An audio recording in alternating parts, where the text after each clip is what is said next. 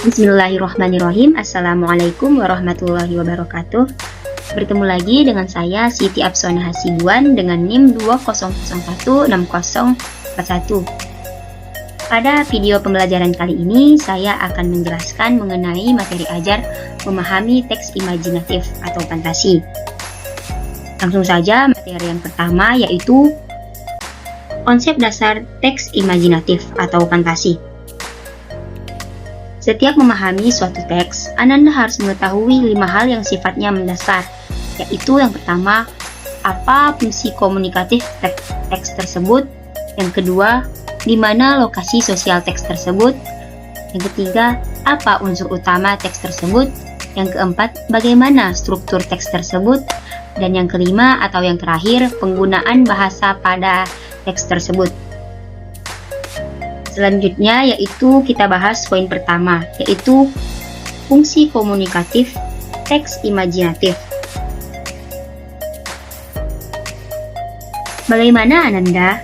Apakah Ananda mengalami kesulitan untuk memutuskan pengertian teks imajinatif atau fantasi? Mari kita cermati bersama dari hasil pengamatan yang telah Ananda tuangkan sebelumnya. Maka dapat dirumuskan pengertian teks imajinatif adalah sebagai berikut.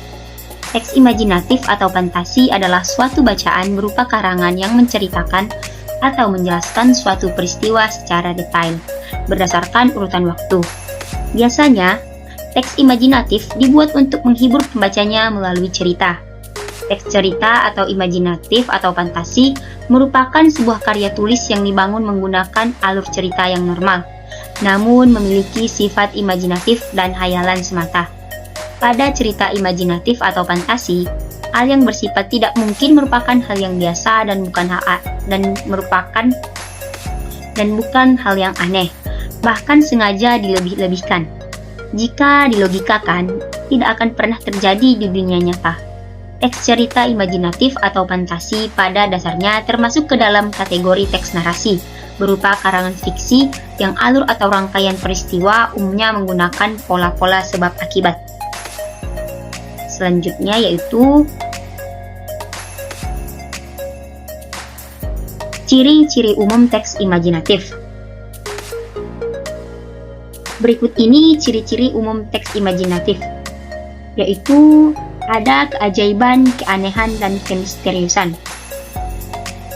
Maksudnya yaitu cerita mengungkapkan hal-hal yang supranatural, kemisteriusan, dan kegaiban yang tidak ditemui dalam dunia nyata. Cerita imajinatif atau fantasi adalah cerita fiksi berjenis fantasi atau dunia imajinatif yang diciptakan penulis. Pada cerita ini, hal yang tidak mungkin dijadikan biasa. Tokoh dan latar yang diciptakan penulis tidak ada di dunia nyata atau dimodifikasi dunia nyata. Yang kedua yaitu ide cerita terbuka terhadap daya hayal penulis.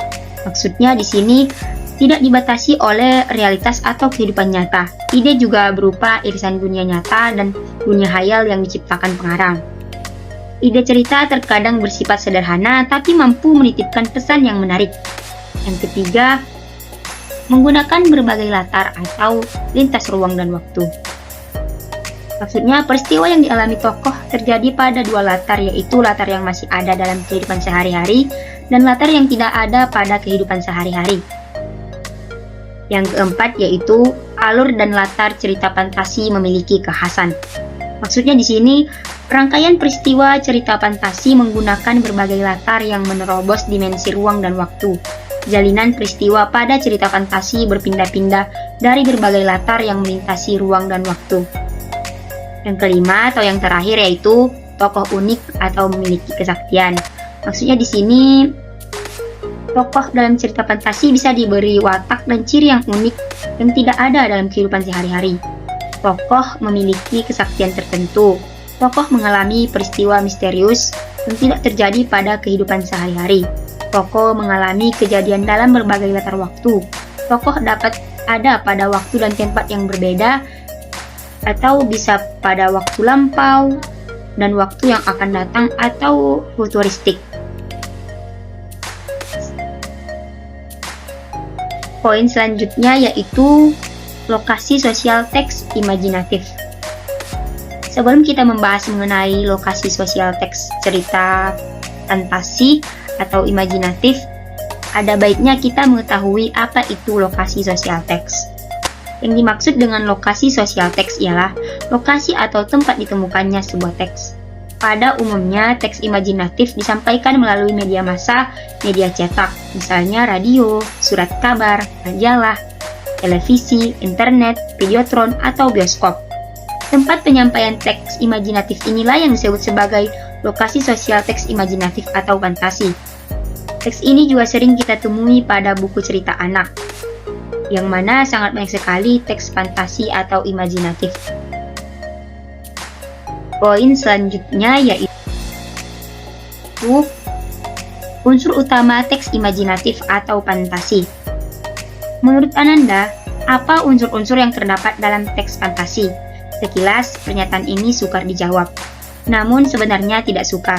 Cermati saja kembali contoh-contoh teks pada bagian sebelumnya. Nah, langsung kita lihat bahwa unsur teks imajinatif itu ada dua, yaitu unsur intrinsik dan unsur ekstrinsik. Berikut ini akan dibahas unsur intrinsik teks imajinatif atau fantasi. Yang pertama yaitu tokoh atau penokohan, yaitu pelaku dalam karya sastra. Yang kedua, latar, yaitu tempat, waktu, dan suasana terjadinya peristiwa-peristiwa yang diceritakan. Yang ketiga, alur, yaitu rangkaian peristiwa yang memiliki hubungan sebab akibat. Alur juga sering disebut sebagai cerita yang berisi urutan kejadian, namun tiap kejadian itu hanya dihubungkan secara sebab akibat. Peristiwa yang satu disebabkan atau menyebabkan peristiwa yang lain. Yang keempat, sudut pandang, yaitu cara pandang pengarang sebagai sarana untuk menyajikan tokoh, tindakan, latar, dan berbagai peristiwa yang membentuk cerita dalam sebuah karya fiksi kepada pembaca. Yang kelima, tema. Tema merupakan makna jiwa cerita, ide cerita yang disampaikan baik secara implisit maupun eksplisit. Melalui tema, pengarang dapat menyampaikan hal-hal yang berkaitan dengan kehidupannya. Yang keenam atau yang terakhir yaitu amanat. Amanat merupakan pesan yang ingin disampaikan pengarang melalui cerita. Pesan tersebut dapat berupa ide, gagasan, ajaran moral, dan nilai kemanusiaan. Selanjutnya yang kita bahas yaitu unsur ekstrinsik teks imajinatif, yaitu keadaan subjektivitas individu pengarang yang memiliki sikap keyakinan, pandangan hidup yang keseluruhan itu akan mempengaruhi karya yang ditulisnya.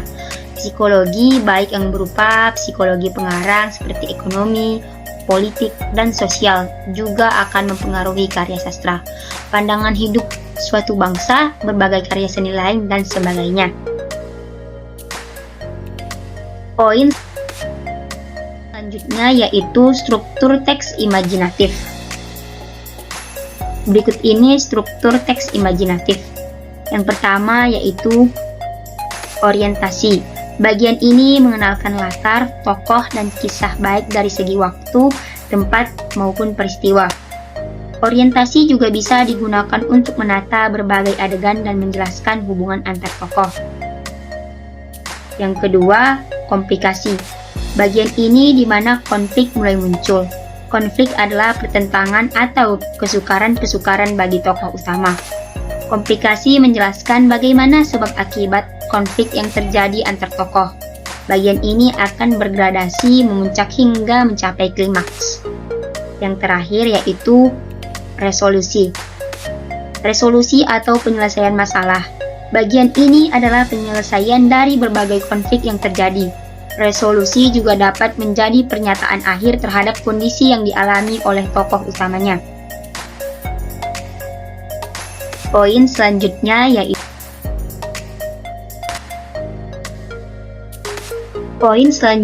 yaitu karakteristik penggunaan bahasa teks imajinatif. Ananda sudah belajar dan memahami fungsi, lokasi sosial, unsur, dan struktur teks imajinatif. Demikian juga agar teks imajinatif lebih menarik secara visual, maka diperkuat dengan gambar. Dengan begitu, dapat kita ketahui bahwa karakteristik kebahasaan dalam teks imajinatif adalah: yang pertama, penggunaan kata ganti dan nama orang sebagai sudut pandang penceritaan. Contohnya aku, mereka, dia, Erza, dan Doni.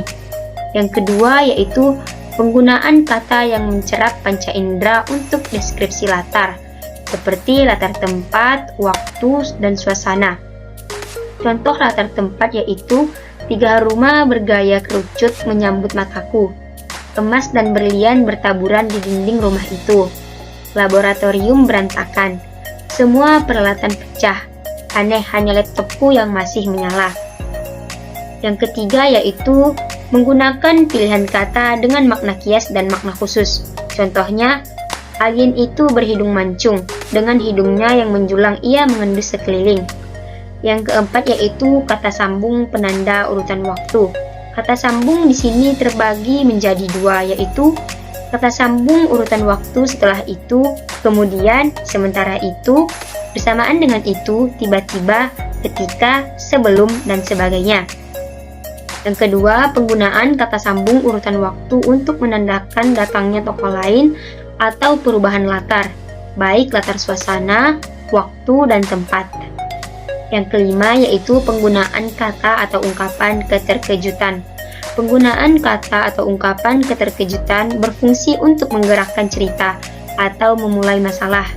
Contohnya, yang pertama, A. Tiba-tiba seorang alien yang berukuran lebih besar datang.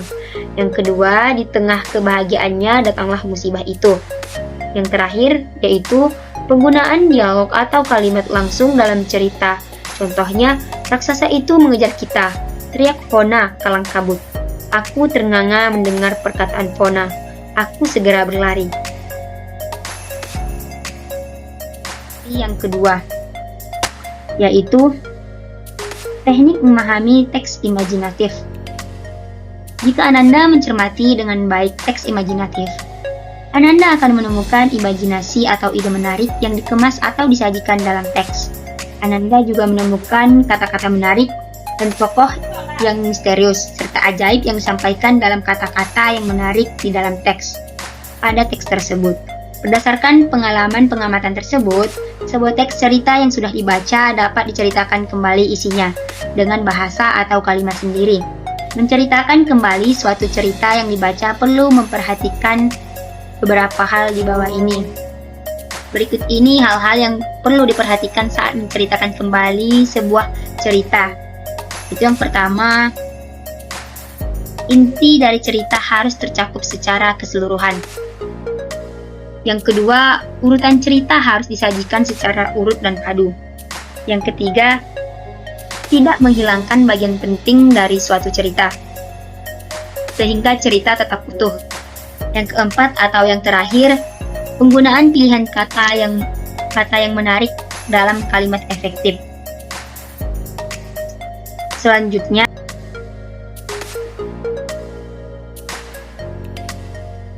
jika kita ingin menceritakan kembali isi cerita yang telah dibaca, ada pula langkah-langkahnya. Berikut langkah-langkah menceritakan kembali isi cerita yang dibaca. Yang pertama yaitu membaca cerita dengan cermat dan teliti. Yang kedua, memahami isi cerita secara utuh dan menyeluruh. Yang ketiga, memperhatikan urutan cerita serta unsur-unsur intrinsik cerita. Yang keempat, menulis kembali isi cerita dengan memperhatikan keutuhan dan kepaduan cerita. Pemilihan kata-kata yang tepat serta penggunaan bahasa komunikatif dan menarik. Yang kelima atau yang terakhir yaitu menyampaikan cerita yang telah ditulis kembali dengan bahasa yang lugas agar mudah dipahami oleh orang lain. Mungkin cukup sekian yang dapat saya sampaikan pada video pembelajaran kali ini. Kurang dan lebihnya saya mohon maaf. Wabillahi taufiq wal hidayah. Wassalamualaikum warahmatullahi wabarakatuh.